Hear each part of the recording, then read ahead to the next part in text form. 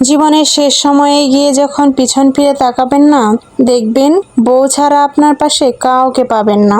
মা বাবা, ভাই বোন, সন্তান সন্ততি, বন্ধু বান্ধব, আত্মীয় স্বজন, কাউকেই না। কারণ কি জানেন, তখন না সবাই সবার জীবন নিয়ে ব্যস্ত থাকবে, আর মা বাবা হয়তো বা পরপারের বাসিন্দাই হয়ে যাবে। সন্তানরা তাদের সংসার নিয়েই ব্যস্ত থাকবে। আসলে এটা তাদের দোষ না, এটাই প্রকৃতির নিয়ম। আর বউ যত যাই হোক, তার স্বামীকে কখনোই ফেলতে পারে না। মৃত্যুর আগ পর্যন্ত দেখবেন দুজন দুজনার পাশে ঠিকই থাকবে। কিন্তু একটা কথা মাথায় রাখবেন, এই শুরুর থেকে যে বউটাকে অবহেলা, লাঞ্ছনা গঞ্ছনা দিয়ে তাকে তিলে তিলে শেষ করতেছেন, তার মুখের দিকে তাকাতে পারবেন তো, তার চোখে চোখ মিলাতে পারবেন তো শেষ বয়সে গিয়ে? আসলে কি জানেন, দুনিয়াতে যত সম্পর্ক তৈরি হয়েছে, সব কিন্তু দুনিয়াতেই তৈরি হয়েছে।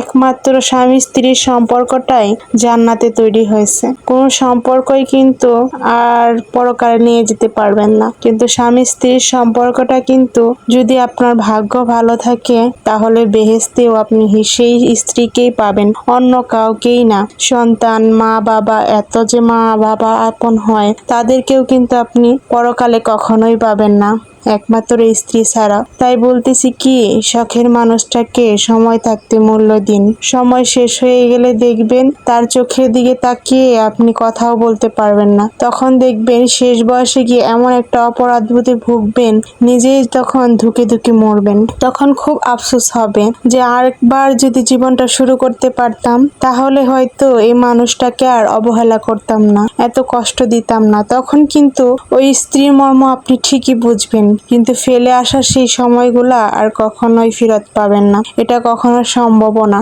আসলে আমরা কি জানেন, দাঁত থাকতে দাঁতের মর্ম কখনোই বুঝি না। আপনি আশেপাশে চেয়ে দেখবেন কত বৃদ্ধ লোক আছে ঘরে পড়ে থাকে। কয়জন লোক, কয়জন ছেলের বউ, কয়জন মেয়ে, কয়জন মা বাবা। আসলে মা বাবা তখন হয়তো অনেকের বেঁচেও থাকে না। তো কয়জন ছেলের বউ, কয়জন মেয়ে বা ছেলে, কয়জন তাদের সেবা যত্ন করে ভেবে দেখবেন তো। ওই স্ত্রীটাই হচ্ছে যতটুক পারে ততটুকুই করে, তাই না? আমার দেখা তো তাই দেখি, আপনাদের দেখা ভিন্ন হলে জানাবেন অবশ্যই। হ্যাঁ, করে না, হাতে গোনা কয়েকজন। যাই হোক, স্ত্রীর মতো কিন্তু অন্য কেউ ঠিক কখনোই করতে পারবে না। স্ত্রীর কাজগুলা কিন্তু ছেলের বউ, মেয়ের জামাইরা কখনোই করবেন না। ভাই বোন, আসলে ভাই বোনরা ততদিনই আপন থাকে যতদিন ছোট ছোট যখন থাকে, খেলার মাঠে যখন আপনারা ভাই বোনরা মিলে খেলাধুলা করেন ততদিনই। তারপরে কিন্তু ভাই বোনদের আর কখনোই খুঁজে পাওয়া যায় না। আর একটা জিনিস কি ভেবে দেখছেন, দুনিয়ার সম্পর্কটাই কিন্তু শুরু হয়েছে স্বামী স্ত্রীর সম্পর্ক দিয়ে। যেমন আদম আর হাওয়া, এত সম্পর্ক বাদ দিয়ে কেন এই স্বামী স্ত্রীর সম্পর্ক থেকেই সম্পর্ক শুরু হলো? একটাবার কিন্তু ভেবে দেখবেন, এই সম্পর্কটা কিন্তু আল্লাহর কাছে অনেকটা গুরুত্বপূর্ণ। কিন্তু আমরা মানুষরা না এই সম্পর্কটাকে এত তুচ্ছ মনে করি, এই জন্যই আমাদের এত সমস্যা। যাই হোক, আপনাদের অনেক কথাই বলে ফেললাম। তো আসলে আমরা দাঁত থাকতে আসলে কেউই দাঁতের মর্ম বুঝি না। তো আমার আজকে সব কাজই প্রায় শেষের দিকে আছে, কিন্তু অনেকই কাজ করা হয়েছে।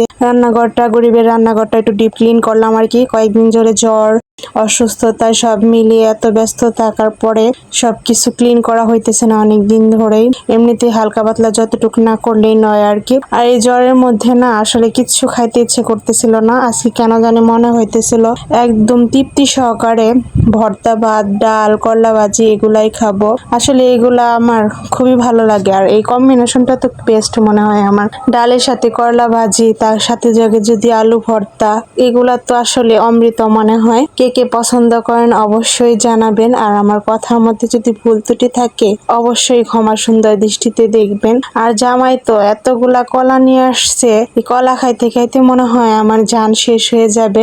আমার জামাই আবার বাজার করলে কি জানেন, এত খারাপ লাগে, যে কোনো জিনিস এত বেশি আনে যে ওইটা খাইয়ে মনে হয় এমন ভাবে খাওয়ায় যাতে আর জীবনে আমি না খাইতে চাই। কার কার হাজবেন্ড এমন আছে অবশ্যই কিন্তু জানাবেন। আমার কিন্তু মোটামুটি সবই রান্না বাড়া শেষ আপনাদের সাথে কথা বলতে বলতে। তো ভিডিওটি কেমন লাগলো অবশ্যই কিন্তু কমেন্টে জানাবেন।